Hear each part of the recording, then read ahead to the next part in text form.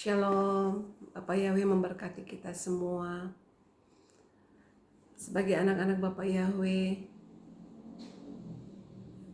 kita harus selalu menaikkan syukur kepada Bapak Yahweh, sebab Dia baik dalam kehidupan kita semua. Kalau sampai hari ini saya dan saudara masih bernafas, masih bisa beraktivitas, mungkin ada yang Bapak Yahweh berkati dengan bisa traveling ke luar negeri ataupun dalam negeri. Mungkin bisa ada yang di mall, ada yang mungkin di restoran makan minum, ada yang mungkin bisa kumpul dengan keluarga. Itu semua kasih karunia Bapak Yahweh di dalam kehidupan kita. Dimanapun kita berada, apapun yang kita lakukan, jangan kita melupakan Bapak Yahweh. Komunikasi senantiasa dengan Bapak Yahweh, ya kan? Kalau orang dunia bilang I say hello begitu ya. Jadi kita bisa menyapa Bapak Yahweh, berbicara kepada Bapak Yahweh, apa saja kita bisa ngobrol dengan Bapak Yahweh, dan kita bisa bersyukur kepada Bapak Yahweh dengan berkata haleluya, terima kasih Bapak Yahweh, dan lain sebagainya, memuliakan Dia. Dan pagi hari ini saya mau membagikan apa yang saya dapat dari Ruach Kodes ya, yang Ruach Kodes ajarkan kepada saya. Saudara-saudara, saya mau membaca dari kebenaran firman Tuhan, firman Bapak Yahweh di dalam Keluaran 28 ayat 30, itu tentang pakaian imam ya. Saya bacakan ayatnya. Dan di dalam tutup dada pernyataan keputusan itu haruslah kau taruh Urim dan Tumim. Haruslah itu di atas jantung Harun apabila ia masuk menghadap Yahweh, dan Harun harus tetap membawa keputusan bagi orang Israel di atas jantungnya di hadapan Yahweh. Waktu itu Bapak Yahweh memberikan petunjuk-petunjuk kepada Musa untuk membuatkan pakaian iman bagi Harun, pakaian imam bagi Harun ya. Bapak Ibu Saudara sekalian, tentang Urim dan Tumim ini beberapa kali disebutkan dalam firman Tuhan, yaitu Keluaran 28:30, Imamat 8 ayat 8, Bilangan 27 ayat 21, Ulangan 33 ayat 8, 1 Samuel 14 ayat 41. Dan saya beberapa kali gitu ya membaca kebenaran firman ini tentang Urim dan Tumim ya. Dan waktu itu saya tidak mengerti apa itu Urim dan Tumim. Memang sempat terfikir dalam pikiran saya, hati saya bertanya, apa sih ini Urim dan Tumim begitu ya. Tetapi saya belum pernah mendapatkan penjelasan dari hamba-hamba Tuhan begitu ya. Dan tidak pernah saya dengar juga hamba-hamba Tuhan ini mengangkat khotbah tentang Urim dan Tumim begitu ya. Jadi ya lewat begitu saja, apa yang ingin saya tahu itu lewat begitu saja. Dan saya juga tidak pernah bertanya kepada hamba-hamba Tuhan apa itu Urim dan Tumim. Dan satu waktu ketika saya berdoa itu di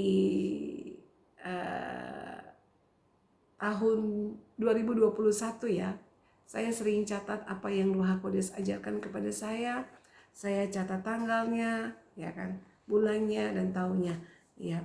Jadi tiba-tiba waktu saya berdoa, Ruach Kodes mengajarkan saya tentang Urim dan Tumim.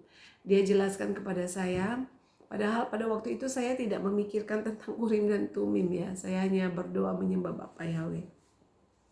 Dan Bapak Yahweh, Ruach Kodes mengajarkan saya tentang Urim dan Tumim. Dia katakan bahwa Urim dan Tumim itu adalah firman dan roh. Dan dia mengajarkan saya hal-hal yang luar biasa yang saya tidak mengerti. Dia katakan demikian, bahwa firman tanpa roh adalah mati. Rohlah yang menghidupkan firman. Roh adalah otak, mata, dan action dari gereja Bapak Yahweh. Gereja tanpa roh buta. Itu yang Ruach Kodes jelaskan kepada saya. Saya pikir Tuhan luar biasa apa yang Ruach Kodes ajarkan kepada saya. Apa yang tidak pernah saya pikirkan, itu yang Bapak Yahweh ajarkan kepada saya bahwa rohlah yang menghidupkan firman. Roh adalah otak, mata, dan action dari gereja Bapak Yahweh, gereja Tuhan ya. Gereja tanpa roh buta, itu yang diajarkan Bapak Yahweh dalam kehidupan saya. Dan saya teringat tentang 7 sidang jemaat Tuhan yang ada di dalam kitab Wahyu ya, tentang gereja Tuhan yang ada di Efesus ya, jemaat Tuhan yang ada di Efesus. Bahwa Bapak Yahweh ajarkan kepada saya bahwa pada awalnya jemaat Efesus ini yang ada terdapat dalam Wahyu 2 ya, ayat 1 sampai dengan ayat 7 ya, nanti saudara baca, bahwa pada awalnya jemaat Efesus ini mengasihi Yahweh, tapi lambat laun seiring dengan waktu yang berjalan, kasih mereka kepada Bapak Yahweh mulai pudar. Saya akan bacakan ya apa yang Bapak Yahweh katakan kepada saya tentang jemaat yang ada di Efesus. Demikian. Pada awalnya jemaat Efesus sangat mengasihi Yahweh, tapi lambat laun seiring waktu kasih mereka kepadaku mulai pudar. Mereka melayani aku bukan lagi dengan roh, tapi daging. Mereka melayani aku dengan kekuatan mereka. Aku mau gerejaku melayani bukan dengan kuat manusia, tetapi dengan Roh Kudusku. Itulah gereja yang aku mau. Itulah gereja Efesus yang mula-mula mengasihi aku, mencintai aku dengan segenap hati, mendengar suaraku. Seiring waktu mereka tidak mengandalkan Ruah Kodes, Roh Kudus ya. Mereka mengandalkan pikiran dan kekuatan mereka. Mereka mengandalkan pikiran dan kekuatan mereka. Mereka tidak berdoa. Itulah sebabnya mereka tidak mendengar aku berbicara dalam kehidupan mereka. Sampaikan kepada umat-umatku, inilah jemaat Efesus yang memulai dengan roh dan mengakhiri dengan daging. Sangka mereka dengan melayani aku tanpa pergaulan intim dengan aku itu menyenangkan hatiku. Adalah lebih baik bagiku anak-anakku selalu dekat intim dengan aku. Itulah yang aku mau, mendengar aku berbicara dalam kehidupan mereka, mendengar petunjuk-petunjukku, memakai cara-caraku, bukan dengan kekuatan kalian. Ini adalah kerajaan sorga. Kerajaanku tidak membutuhkan hikmat manusia. Kerajaanku tidak ada hikmat manusia ada dalam kerajaanku. Tidak ada campur tangan manusia dalam kerajaanku. Aku bukan Allah-Allah buatan tangan manusia yang membutuhkan pertolongan manusia, campur tangan manusia. Tapi aku adalah Yahweh, Alfa dan Omega, yang awal dan yang akhir. Aku sudah ada sebelum dunia ini ada dijadikan oleh tanganku.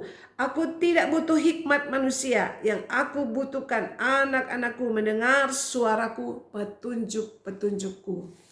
Inilah yang Bapak Yahweh kehendaki dalam kehidupan kita, dalam gereja-gereja Bapak Yahweh. Saya dan saudara adalah gereja, ya, gereja Tuhan, gereja Bapak Yahweh ya. Dalam segala hal, segi aspek kehidupan kita, dalam segala segi aspek kehidupan kita, jangan kita mengandalkan kekuatan kita yang terbatas, jangan kita mengandalkan pikiran kita, tetapi kita mengandalkan Ruach Kodes, mengandalkan Roh Kudus, minta Dia pimpin kehidupan kita dalam segala hal, dalam segala aktivitas kita, dalam segala pelayanan kita, pekerjaan kita. Karena Ruach Kodes, Roh Kudus adalah otak, ya kan? Dikatakan tadi dia adalah otak, dia adalah action. Bagi dia adalah otak, dia adalah mata dan action dari gereja Tuhan. Gereja tanpa roh, saya dan saudara tanpa roh, kita menjadi orang yang buta. Ya, buta akan kebenaran, ya, buta akan kebenaran. Jadi mungkin apa yang kita pikir baik belum tentu itu baik di hadapan Bapak Yahweh ya. Mungkin kita kadang-kadang kita manusia, kita lari dari penderitaan yang Bapak Yahweh izinkan terjadi. Mungkin kita anggap itu baik, padahal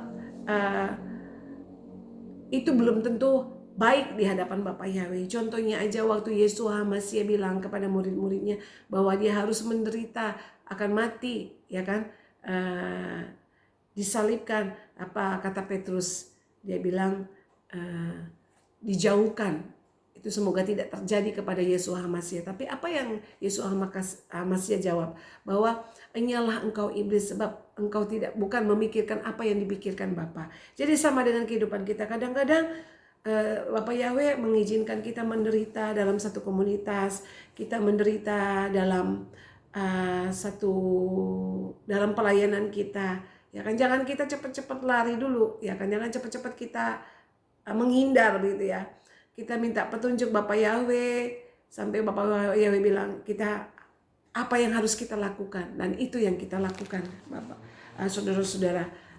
Karena Ruach HaKodes itulah ya akan memberikan kekuatan bagi kita dalam penderitaan kita.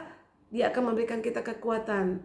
Artinya dia akan membuat kita tetap percaya kepada Bapak Yahweh. Kita tidak kecewa kepada Bapak Yahweh. Dan ada selalu sukacita, damai sejahtera di tengah-tengah persoalan atau di tengah-tengah penderitaan yang Bapak Yahweh izinkan harus kita hadapi, karena kita adalah anak-anaknya yang mengasihi Dia, yang melakukan apa yang Dia kehendaki dalam kehidupan kita. Ruach HaKodes itu luar biasa. Terkadang ada hal-hal yang kita tidak dapat pelajari dari sekolah atau dari siapapun.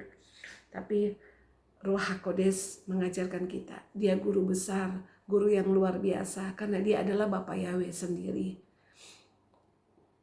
Haleluya, haleluya. Terpujilah Bapak Yahweh, Ehad.